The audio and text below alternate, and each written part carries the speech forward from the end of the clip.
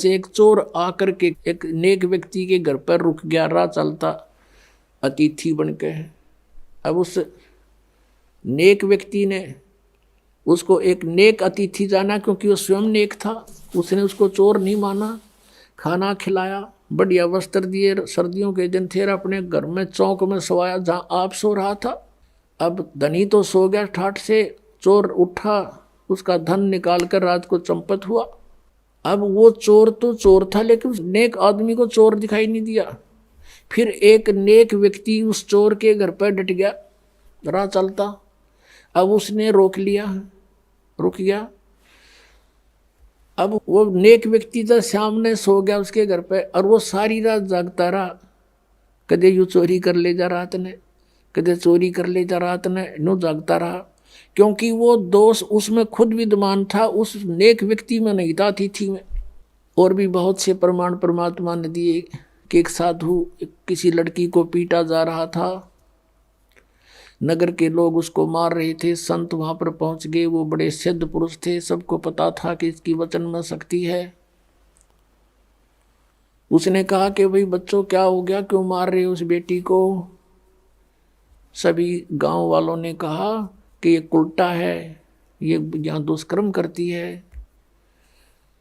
तो संत ने कहा कि एक काम करो, रुक जाओ, ऐसे नहीं, इसको सजा हम बताएंगे, ऐसे देना। सब पत्थर उठाओ एक एक, और एक एक पत्थर इसको मारेंगे, इसको तरफा तरफा के मारेंगे। सब उठा लो, सब ने एक एक पत्थर उठा लिया। और संत ने कहा भी इसका पत्थर वो मारे जिसमें कभी कोई अपराध ना किया हो, जिसके मन में ये दोष ना हो, वो करे इस काम ने, नहीं तो यहीं भस्म हो जाओगे। एक के हाथ में पत्थर ना रहा और छोड़ कर दूर जा खड़े हुए। परमात्मा ने कहा, अरे कुछ तो सोचो निकम्यो, ये अकेली दुष्कर्म करती थी या तुम्हारे गांव का भी था कोई। नीचे मुंह कर लिया, उसको क्यों नहीं पीट रहे तुम। तो कहने का भाव ये पुण्यात्माओं, हम जब भगत बनाएंगे, परमात्मा के मार्ग में चलेंगे, तो इस तरह की सांसारिक बाधाओं से भी हमने निपटना होगा, और प्यार के साथ, इस ज्ञान के साथ हमने आगे बढ़ना है। अब वह लड़की आने लगी, लेकिन इतना ज्ञान सुनकर भी बुद्धि भ्रष्ट व्यक्ति उसी तरह व्यवहार करते रहे उस बेटी से। परमात्मा की आत्मा दुख पाई कि ये दुष्ट अभी समझे नहीं मैं क्या कहना चाहता हूँ। अरे जब इनके इतने कष्ट थे, सब सो जिक्र करा करते हैं, भगवान हमें ऐसे सुख हो गया, मुझे ऐसे सुख हो गया, आपकी दया होगी, हमारे तो बुरा हाल हो रहा था, आपने बसा दिए। और आज स्वयं ये प्रभु पा के गए यहाँ पर अरेंजमेंट करने वाले। तो परमात्मा ने क्या किया, वह लड़की को बहुत तंग करने लगे। तो परमेश्वर क्या करने लगे, उस लड़की के घर पर जान लगे, बेटी मैं आऊँगा वहाँ तेरे घर पे। अब वो बदनाम क्षेत्र, और वहाँ कबीर परमेश्वर जावे, और चौक में बाहर चारपाई लगा ले, आंगन में मेन गली के ऊपर गेट, वहाँ सामने चारपाई लगा कर बैठ जा, लड़की बैठ जा सामने, लड़की के पैरों पे पैर रखकर वो पैर दबाओ, और परमात्मा उसके सांथलों पर पैर रख कर बैठ गए। और वो चेले जार ने देखे, खे दे ही जा, और भी बताऊँ, कहा जा दिखाऊँ तेरे गुरु जी के कारनामे। अब कहने का भाव यह है कि परमात्मा ने सोची या सुर सुर सुर सुर अच्छी ना होती, लाइन का एक कब परीक्षा कर लो, किसी एक भक्त रह रहे ये उनको समझ चुके थे कुछ हद तक आदरणीय रविदास साहिब जी, और वो ज़्यादातर कबीर साहिब के साथ ही रहते थे। रविदास जी से कहा कि भगत एक काम कर, एक हाथी ले आ किराए पे, हाथी किराए पे ले आए, और उस लड़की से कहा बेटी कल तो पूरा श्रृंगार करके आ जाना। अब ठीक पिताजी, जो आपकी आज्ञा, आपकी बेटी हाजिर रहेगी। तो उसने ऐसे अपना सारा श्रृंगार किया। और परमात्मा कबीर जी ने क्या किया, एक बोतल में गंगा जल भर लिया, सफ़ेद बोतल में, लड़की को बिठा लिया बीच में, और हाथी के ऊपर रविदास जी को बना दिया ड्राइवर यानी पीलवान, और आप बैठ गए पिछले साइड में, और लड़की के कंधे पर हाथ रख लिया, आधा लटके नु आगे ने चेस्ट की तरफ, और एक हाथ में वह गंगा जल और बोतल पीवे नू, और उस लड़की नू करे उड़ा बैठे बैठे। अब परमात्मा ने कहा उसको, रविदास जी को, कि मेन बाजार में के काट दे अपनी गाड़ी को, अब मेन बाजार में के काट दिया परमात्मा ने वो हाथी, और जो देखा वो अरे कौन है यो भाई, सरेआम वैश्यावृत्ति शुरू करती कि कबीर है जो लाया धानक कबीर, भगवान बतावे थे उनके चेल्यान लाओ बुला बुला के कि आजा तेरे गुरु जी के कारनामे दिखाते हैं। वो तो उनसा देखा नू कहे ना, मैं तो यहाँ जाया करता कदे कदे, मैं ना जाता था वहां पर, मुझे तो फलाना लेके गया था एक दिन। इस तरह कहने का भाव ये है कि 64 लाख का ग्रुप हो गया था और इस लीला न देख के एक नहीं पाया टोया भी, सब विमुख हो गए परमात्मा से। अब क्या बताते हैं आदरणीय गरीबदास साहब जी, कहते हैं परमेश्वर ने यह लीला किस लिए की थी कि बड़ुआ बड़ुआ सब कहें कोई न जाने खोजी, दास गरीब कबीर कर्म यो डारे सिर का बोझी। सब उसको बड़ुआ बड़ुआ कहने लगे परमात्मा को, कोई गहराई से समझ नहीं सका ये लीला क्यों की थी कि दास गरीबदास साहब जी कह रहे हैं कि कबीर कर्म और डाल ले सिर का बोझ, के ये 64 लाख का वजन धर लिया सिर के ऊपर, एक भी चेला नहीं ये मोक्ष होने दोगा।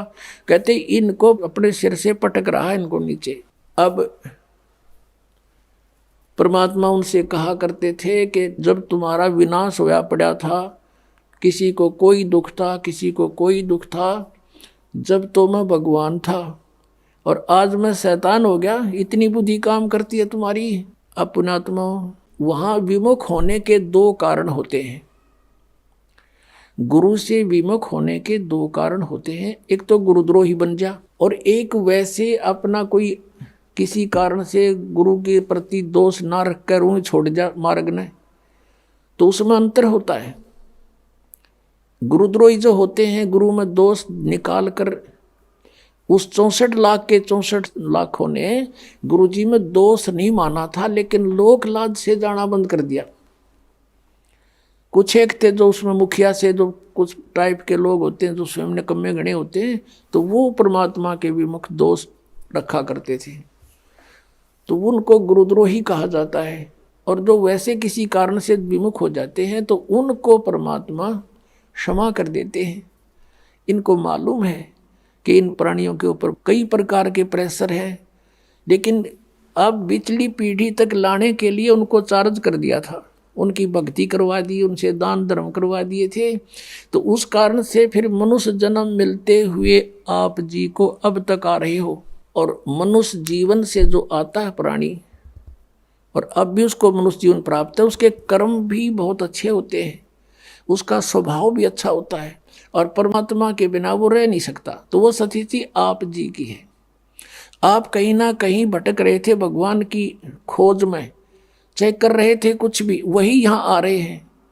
या बिल्कुल कोई नहीं कर रहा था, वो कोई एक आधा वैसे संस्कार वश ना उसका, तो वो वैसे एक आधा पुण्यकर्मी प्राणी होता है। वो एक आध कहता है जी मैं तो उसे पूजा किसी की नहीं करा करता, और नास्तिक भी नहीं था, तो वो अलग बात है, और वो भी सुखी था। और जो तुम साधनाएं करते थे ऐसा लगता था जैसे हम ये पूजाएं करते हैं शायद ही नहीं से सुख है, और दुख आने लगे जब वो पूजाएं कोई सहयोग मिला नहीं। तो इस प्रकार हमने इस ज्ञान को भी समझना है और भगवान को भी जानना है। तो अब परमात्मा ने आपको ये ज्ञान साथ दिया है, और इस ज्ञान के आधार से, और पहले हमने जो फॉल पॉइंट हमारे हुए जिससे हम फेल हुए वो भी याद दुआ रखे थे दास ने। तो ये क्रोथा कांड जो हुआ, इसका कारण यही था कि इस दास ने नकलियां की पोल खोल दी सबकी, और इन लोगों ने अफवाहें फैलवा दी मंत्रियों की और मुख्यमंत्रियों की, सरकार का सहयोग भी ले लिया, उनको मिसगाइड कर दिया कि वो क्रोथाश्रम में ऐसा होता। समाचार पत्रों में भी ऐसी भूंडी बदनामी कर दी, लेकिन मेरा एक भी बच्चा हमसे दूर नहीं हुआ, क्योंकि वो दास को बहुत गहराई से समझ चुका था। तो इसलिए आज वो जो पहले फेल हुए थे तुम आज पास हो गए। किस कारण से पास हुए कि आप जी ने परमात्मा को पहचान लिया, आप शिक्षित हैं, वेदों को दिखाया दास ने, गीता जी को दिखाया, पुराणों को दिखाया, अन्य नकलियों के सब आपके सामने इतिहास दिखाए, तो आपको 100% विश्वास हो गया कि कबीर इज गॉड, और हमारे गुरुजी हैं, चाहे कोई कुछ भी कहो। तो इस प्रकार से वो जो पहले हम फाउल हुए थे ईब ना हुए, तो अब हम पार हो जाएंगे। हमने भगवान को पहचान लिया, कबीर परमात्मा को परमात्मा मान लिया, और ऐसे बिना हम आगे चल नहीं सकते थे। ऐसी बेहुदी अफवाहें फैलाई गई थी समाचार पत्रों के माध्यम से, मीडिया के चैनलों के माध्यम से।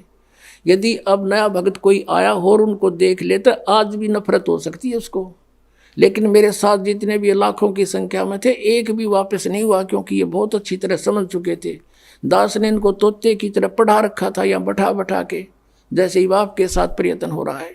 अब जो प्रसंग चल रहा है, जो जन मेरी शरण है ताका हूँ मैं दासी, गेल गेल लाग्या फिरूं जब तक धरती आकाशी, जो बच्चा गौ की नजर में यूं साई को संत, भक्तों के पीछे फिरे यू भक्त वत्सल भगवंत। परम पूज्य कबीर परमेश्वर ये भक्त वत्सल भगवान है। अब उन्हीं आत्माओं में से एक आत्मा मुसलमान घर में जन्म हुआ, उसका राबिया नाम था, उसका राबी। अब परमात्मा किसे दयालु हैं, जैसे आपको बहुत बार वेदों के प्रकरण दिखाए हैं। ऋग्वेद मंडल नंबर 9 सूक्त नंबर 86 के मंत्र 26-27 में, ऋग्वेद मंडल नंबर 9 सूक्त 82 के मंत्र 1, 2, 3 में, ऋग्वेद मंडल नंबर 9 सूक्त 96 के मंत्र 16 से 20 में, ऋग्वेद मंडल नंबर 9 सूक्त 1 मंत्र 8 और 9 में, ऋग्वेद मंडल नंबर 9 सूक्त 20 मंत्र 1 में, और भी अनेकों स्थानों पर समय आने पर मालिक की दया होगी इन वेदों का एक अच्छी तरह से जो अनुवाद किया जाएगा। तो वेदों में भी लीला लिखी है, भगवान ऐसी लीला करता है। वो परम अक्षर ब्रह्म पूर्ण परमात्मा है, वो ऊपर रहता सतलोक में, सचखंड में, और वहाँ से गति करके आता सशरीर, और वो 3 प्रकार से शरीर धारक है, 3 प्रकार के शरीरों से सभी का धारण पोषण करता, सबकी संभाल करता है। एक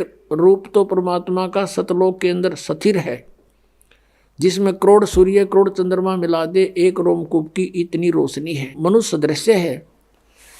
और दूसरी टाइप का जो शरीर मालिक धारण करते हैं, नवजात शिशु का रूप धारण करके प्रकट होते हैं किसी तालाब के ऊपर जल पर, इसलिए उसको नारायण बोलते हैं। वो निर्धारित कार्य होता परमात्मा का, किसी संस्कारी हंस वहाँ से कोई उठा ले जाते हैं, और वो फिर उस परमात्मा की परवरिश की लीला एक कंवारी गायों से होती है। वो कंवारी गायों का दूध पीते और नहीं पीते हैं, और वो परमात्मा वहाँ से चलकर आते हैं। वो कबीर देव है, कबीर साहब है वो, और अच्छी आत्मा को मिलते हैं, उनको ज्ञान देते हैं। तो इसी आधार से परमात्मा स्वयं भी कहते हैं, गोता मारूं स्वर्ग में जा बैठूं पाताले, कह कबीर ढूंढता फिरूं अपने हीरे मोती लाले। ये खुद भगवान भी कहते हैं। और जिनको परमात्मा मिले वो भी यही बताते हैं, जैसे आदरणीय नानक साहिब जी को मिले बेई नदी पर, सचखंड से सतलोक से सतपुरुष आए कबीर देव जी, और उनको बेई नदी से अंतर ध्यान करके सचखंड में लेकर गए, फिर वापस छोड़ा सतलोक से। उन्होंने आते ही नौकरी त्याग दी, एक नवाब के यहाँ नौकरी करते थे, और फिर परमात्मा की खोज में बनारस पहुँचे। और जहाँ देखा था ऊपर भी सतलोक में परमात्मा एक जिंदा महात्मा के रूप में आकर नानक साहिब जी को ऊपर लेकर गए थे।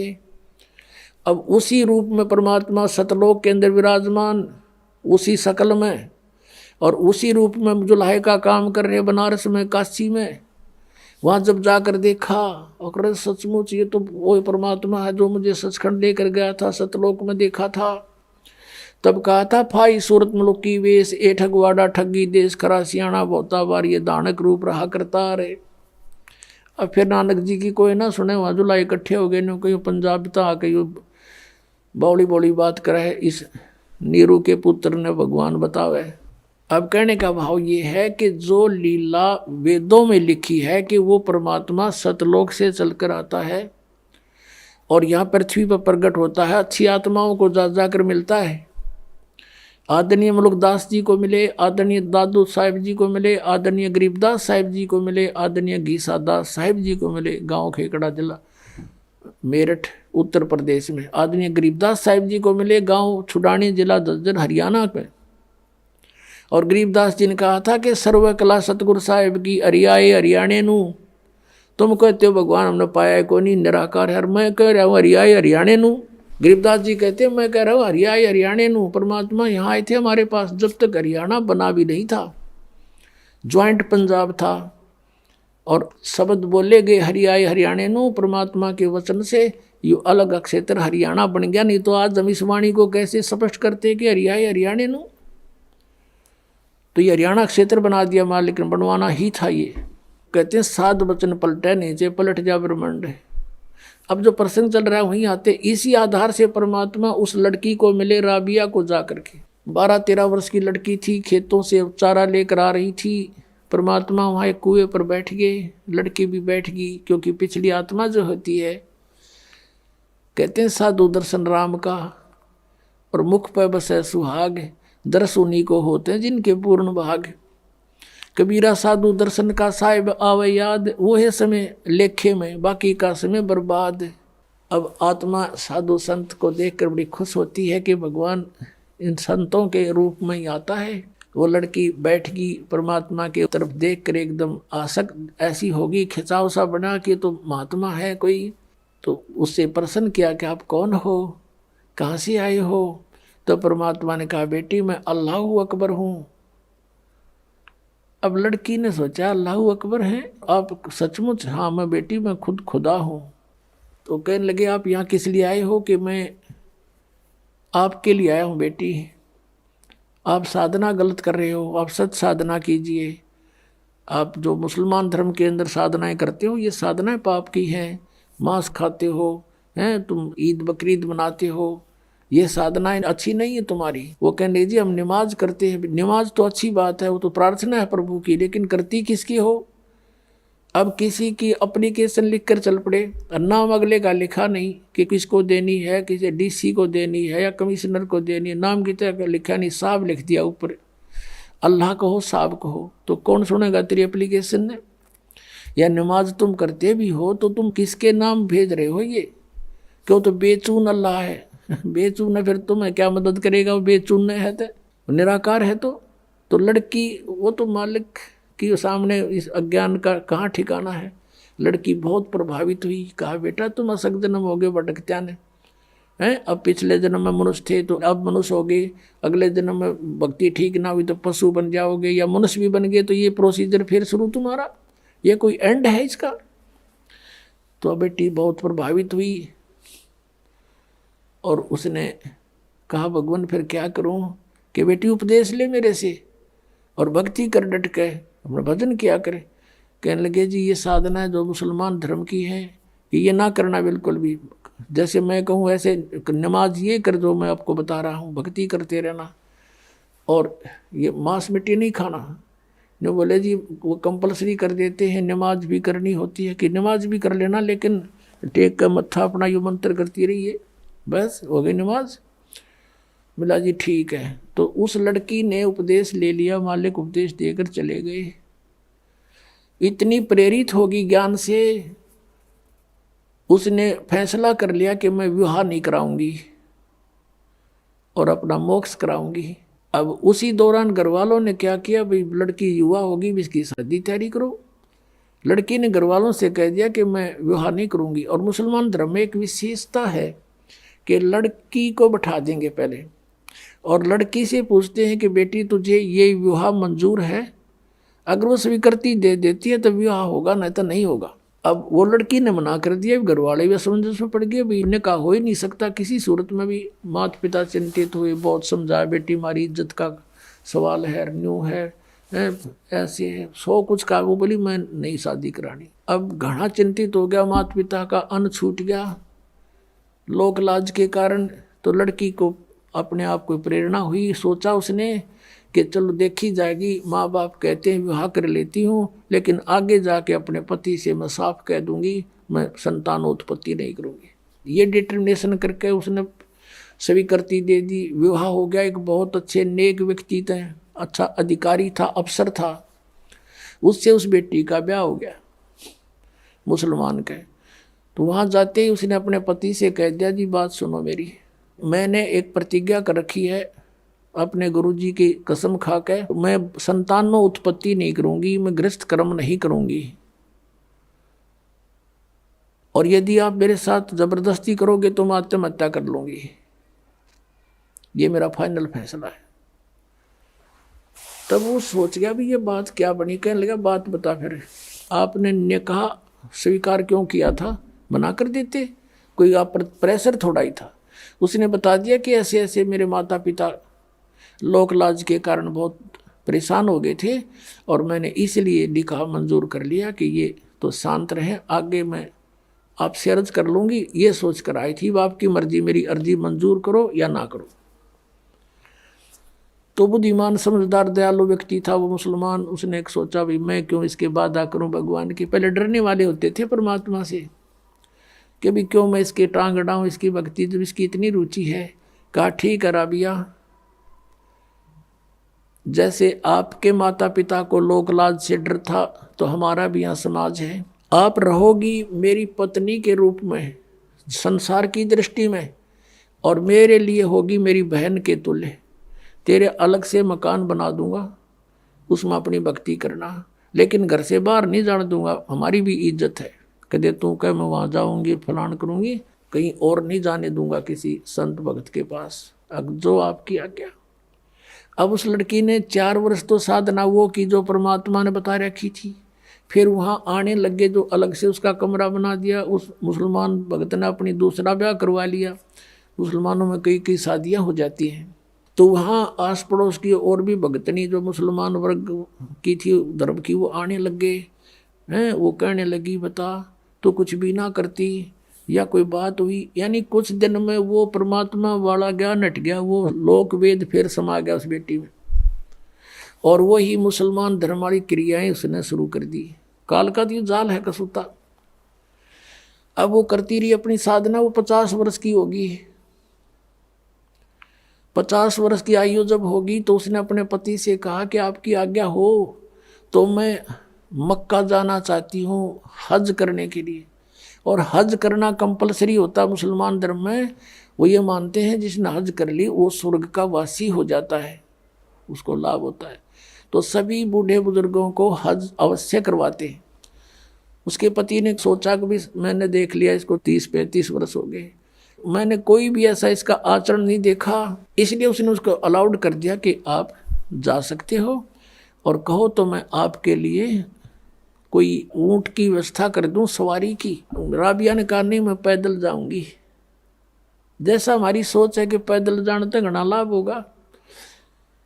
अब वो चल पड़ी, क्योंकि काफ़ी व्यक्ति जाते थे, पैदल जाते थे, लारा लग जाता था, लाइन लग जाती थी, तो वो लड़की भी चल पड़ी। अब वो जा रही थी, चलते चलते रास्ते में रेगिस्तान में एक कुआं था। कुएं के पास एक कुतिया प्यासी थी, बहुत प्यासी थी। उसके छोटे छोटे नवजात बच्चे थे, दूर एक साइड में रखे हुए थे, बैठे थे, आंखें भी नहीं खुली थी उनकी, और वो बहुत प्यासी थी। और कभी तो राबिया के चरणों की तरफ आ रही है, फिर भागकर कुएं में झांक रही है। अब राबिया उसकी भाषा समझ गई कि इसको प्यास लगी है। कुएं पर देखा तो वहाँ कोई बाल्टी नहीं, कोई रस्सा नहीं, आसपास कोई गांव नहीं, कोई और व्यक्ति आसपास नजर नहीं आ रहा जहाँ से कोई साधन मांग लाऊं। अब उस लड़की ने आव देखा ना ताव देखा, अपने बाल पाड़े, लंबे लंबे बाल थे, वो बाल पाड़े न एक एक बाल फटाफट सारे बाल पाड़ के और एक रस्सी बनाई। ये है मुसलमान, ये मांस खावर उदमस्ता रहे, ये मुसलमान नहीं है। वह लड़की थी मुसलमान। कहते दया बिना दरवेश कसाई, जिसके दया नहीं वो भगत किसा।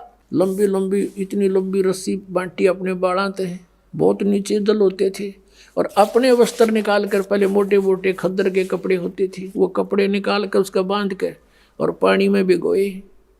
एक मटका पड़ा था टूटा हुआ घड़ा, आधा हिस्सा उसको निचोड़ा और उसमें डाल दे, कुतिया टूट कर पड़ गई, साथ की साथ पी जावे। तो कुतिया को पानी से छकाया और अपना जो लुहान होगी थी वो कपड़े ऐसे अपने कपड़ों से पोंछ के उनको धो धा के सूखा झाड़ झूड़ कैसे और पहन लिए, और पहन के चलने की तैयारी की थी मक्का में।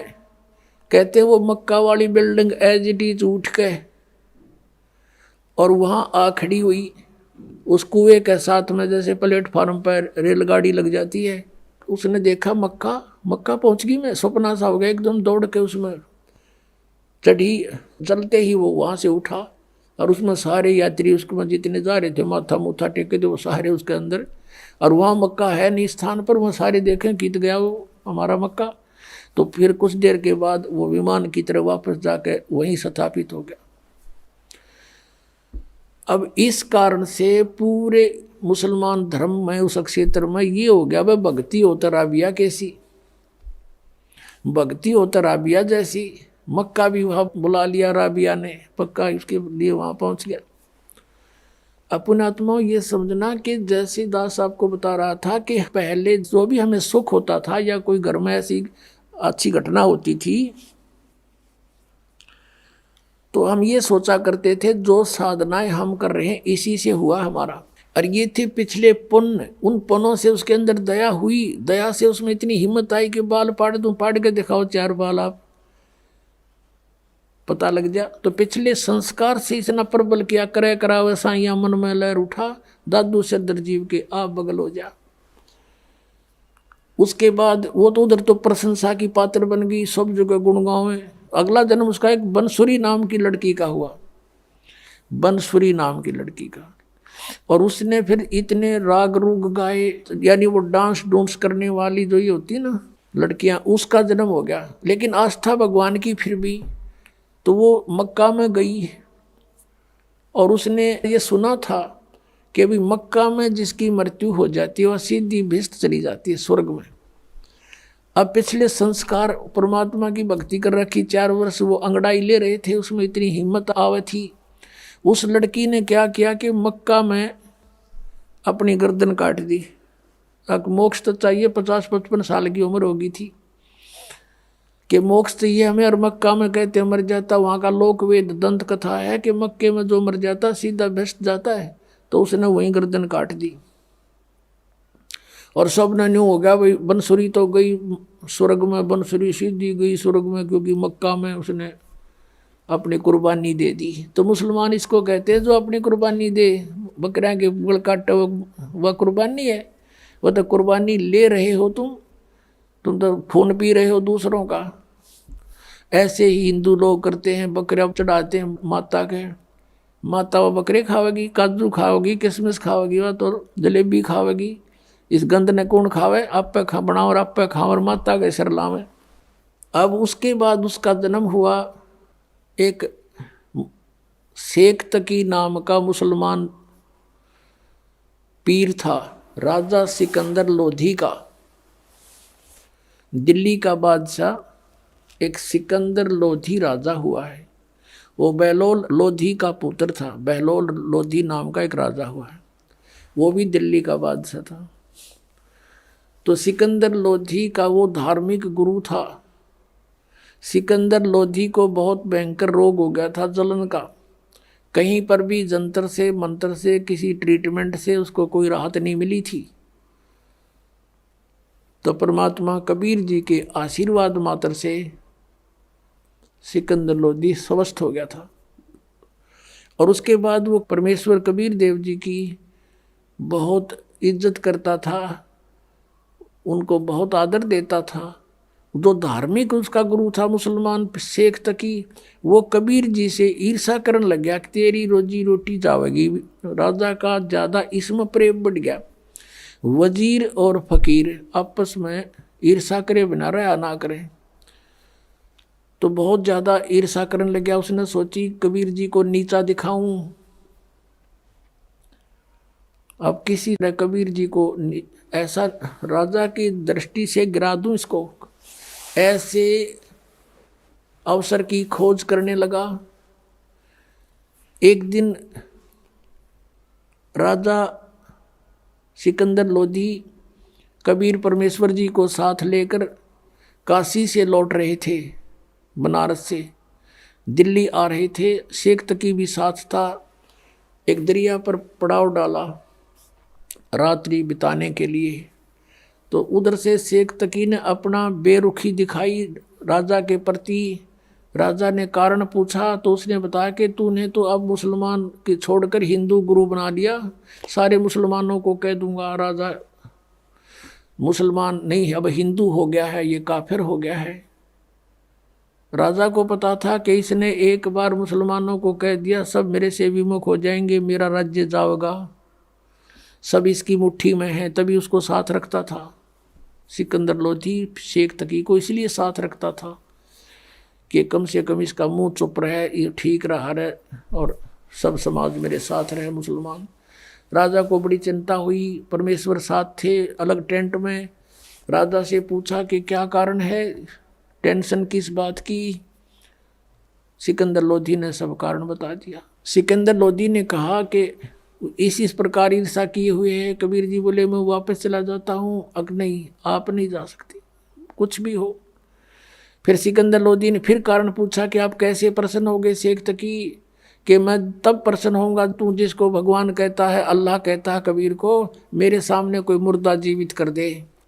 क्योंकि सिकंदर लोधी ने स्वामी रामानंद जी जो कबीर परमेश्वर जी के गुरुजी थे, उन्होंने कोई ऐसा अपशब्द कह दिया था मुसलमानों के बारे में सिकंदर लोधी को रामानंद जी ने, तो सिकंदर लोधी ने रामानंद जी की गर्दन काट दी थी। और वैसे लोगों की दृष्टि में, संसार की दृष्टि में तो कबीर जी के गुरुजी थे रामानंद, लेकिन रामानंद मानते थे कबीर जी को गुरुजी अपने हृदय से, लेकिन एक मर्यादा बनाए रखने के लिए वो गुरुजी बने हुए थे। तो सिकंदर लोधी ने जब गर्दन काट दी तो कबीर परमेश्वर जी ने स्वामी रामानंद जी को तुरंत जीवित कर दिया था वही सिकंदर लोधी के सामने। एक तो वो देखा अपनी आंखों के सामने भगवान की लीला, और फिर अपना जलन का रोग उसका ठीक हो गया। इस कारण से वो इतना प्रभावित हो गया था। और शेख तकी को भी उसने आकर ये बताया था, हे पीर जी ये तो अल्लाह का रूप आए हुए, मेरा दर्द ठीक हो गया, सारा रोग नाश हो गया। और ऐसे ऐसे इस रामानंद जी स्वामी ने हमारे मुसलमान धर्म के बारे में कुछ गलत बोला था और मैंने इसकी गर्दन काट दी, मेरे सामने जीवित कर दी। ये तो अल्लाह का स्वरूप है, ये तो खुद मालिक आए हैं। इस चीज तो चढ़ गया, इतना ईर्षा करने लग गया। तो उस दिन कहता है कि मैं जब जानूं मेरे सामने कोई मुर्दा जिंदा करे ये कबीर, नहीं तो मैं सब मुसलमानों को कह दूंगा कि राजा काफिर हो गया। सिकंदर लोधी ने कारण बताया कि शेख तकी ये कहता है गुरुदेव कि मेरे सामने कबीर जी कोई मुर्दा जिंदा करे और नहीं तो सचमुच ये आग लगा देगा। मुझे ये चिंता का विषय बन गया। तब कबीर जी ने कहा कि कह दो इसको कोई मुर्दा ले आओगा, ला देखते हैं, बड़ी बात है। अब शेख तकी से कहा सिकंदर ने, अब वो कह रहे हैं कि लाओ कोई मुर्दा उठा के। कहने लगे मैं कहाँ से लाऊं, ऐसे कोई मुर्दा होगा जब देखेंगे। इतने में मालिक ने कहते हैं ओए है कि परमात्मा से अपने भगत का दुख इतना भी नहीं देखा जाता, एक सेकंड भी। कुछ ही मिनटों के बाद क्या देखते हैं कि एक लड़का मरा हुआ, मृत्यु के पश्चात जल प्रवाह कर दिया गया था। अंतिम संस्कार कुछ कबीले ऐसे हैं वो सवाह नहीं करते, ना जमीन में गाड़ते, वो जल प्रवाह कर देते हैं। वो लड़का अपना समय पूरा करके जल प्रवाह कर दिया था, मृत्यु हो गई थी, वो बहता हुआ आ रहा था। किसी ने बता दिया कि वो आ गया मुर्दा, वो आ गया मुर्दा। उसी समय सब इकट्ठे हो गए। तो परमात्मा ने कहा कबीर जी ने कि शेख तकी अब तू ट्राई कर ले, कदे बाद में नंबर बनावे। कहता मैं भी कबीर क्या ज़्यादा जानता है। तो शेख तकी लगा फूँ ठा करने। उसने सोचा मैं कर दूँ तो मेरा नंबर बन गया। वो दूर चला गया मुर्दा, जल में बहता हुआ दरिया में काफ़ी दूर चला गया, कम से कम 500-600 फुट आगे को, 3-4 एकड़। तब सिकंदर को कहता शेख तकी कि ये न्यू चाव था कबीर कि किसी प्रकार ये मुर्दा आगे को चला जाए, इसलिए मुझे लगा दिया इसमें। ये कोई मुर्दा जीवित हो सकता है कभी? वो तो कयामत आवेगी जब होंगे। कबीर जी खड़े हुए और मुर्दा जैसे आगे बहकर चला गया था, वो शव बहुत दूर चला गया था, वहां से ऐसे हाथ किया, वो मुर्दा वो शव वापस चल पड़ा अब स्ट्रीम में। जैसे जिधर से पानी बहकर जा रहा था वापस आ गया वो परमात्मा के पास। और परमात्मा ने कहा, ये आत्मा कबीर हुक्म से इस मुर्दे में प्रवेश कर, जहाँ भी है वापस आ जा और बाहर आ जा तू 1 सेकंड में। उसी समय लड़का जीवित हुआ और कबीर जी के चरणों में आकर प्रणाम किया। बोलो सतगुरुदेव की जय। अब शेख तकी कहते दूने जो कहते हैं ना तेल पर छींटे लगे, उसके और ज्यादा ईर्षा बढ़ गई कि जिसने जुल्म कर दिया ये तो और ज्यादा हृदय में समा गया। अब उस लड़के के बारे में कहा उपस्थित लोगों ने कि कमाल कर दिया, कमाल कर दिया, लड़के का नाम कमाल रख दिया। अब वहाँ से दिल्ली आ गए।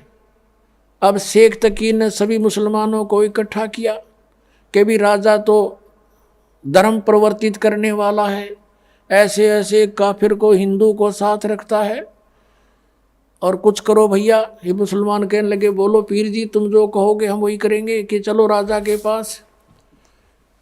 राजा के पास पहुँचे, हजारों की संख्या में लेकर सटराई कर दी उसने, तो प्रदर्शन कर दिया। राजा ने कारण पूछा। शेख तकी ने कहा कि जिसको तू लेकर आया है कबीर को, वो लड़का तो सदमे में था और वो ऐसे जीवित होना ही था, वो तो ताज़ा मरा हुआ था। मैं जब जानूँ मेरी लड़की, अब वो लड़की जो थी राबिया, वो तीसरा जन्म शेख तकी के घर पर जन्म था और वो 12 वर्ष की होकर मृत्यु को प्राप्त हो गई थी। उसका खत्म हो गया था वो जीवन मनुष्य का, आगे मनुष्य जीवन शेष नहीं था।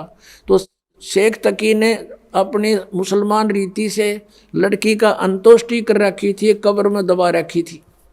तो सिकंदर लोधी से कहा शेख तकी ने कि मैं जब जानूँ मेरी बेटी ने जीवित कर दे, यू कबीर इज गॉड, मैं मान लूँगा इसको, और नहीं तो हम बगावत करेंगे। अब फिर टेंशन बना दी। परमात्मा अंतर्यामी थे, वो तो सारी फड़क निकालने के लिए तो गए हुए थे। कबीर जी ने पूछा परमेश्वर ने सिकंदर जी से कि क्या हो गया राजन, कुछ मायूस नजर आ रहे हो। राजा ने सारी अपनी समस्या बताई। अब कहते हैं अपने भगत का दुख भगवान देख नहीं सकता। कहने लगा भी ठीक है, इसको कह दो शेख तकी को, आज से तीसरे दिन वह लड़की जीवित करूंगा और आसपास डंडोरा पिटवा दो, प्रचार करवा दे राजा तुम, ताकि कदे 10-20 का मैं ना मानना ही हो, सारा संसार देख ले। आसपास के मुनादी करा दी कि मुर्दा जीवित किया जाएगा। कबीर नाम के संत आ रहे हैं, बड़े महापुरुष पहुंचे हुए हैं। सिकंदर लोधी के जलन का रोग भी उन्होंने ठीक किया, क्योंकि राजा का रोग था, सबको चिंता थी, और वो स्वस्थ हुआ तो सबके खुशी, सब चर्चा का विषय हुए थे कि वही संत आए या वही आए जिन्होंने सिकंदर लोधी का रोग नाश किया। कहा वही आए।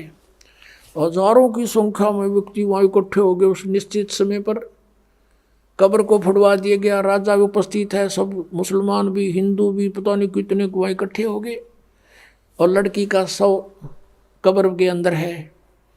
तब परमेश्वर ने कहा कि शेख तकी अब तू कर ले कोशिश, कर दे फिर नंबर बनावे।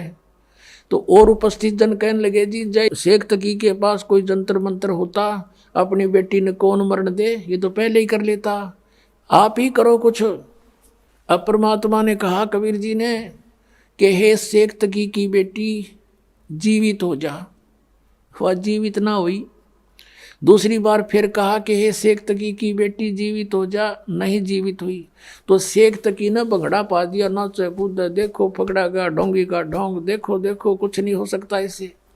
तीसरी बार परमात्मा ने फिर कहा, वह नहीं जीवित हुई। तब परमेश्वर ने कहा कि शेख तकी थोड़ी शांति रख, अखोरी शांति, पकड़ा गया तेरा ढोंग, देखो पाखड़, देखो पाखड़। तब परमात्मा ने कहा, हे जीवात्मा जहाँ भी है तू, कबीर हुक्म से वापस सारी प्रवेश कर बेटी के शरीर में बाहर आ जा। 2 सेकंड में सारा शरीर कंपने लगा। लड़की उठ के परमात्मा के चरणों में दंडवत प्रणाम किया। बोलो सतगुरुदेव।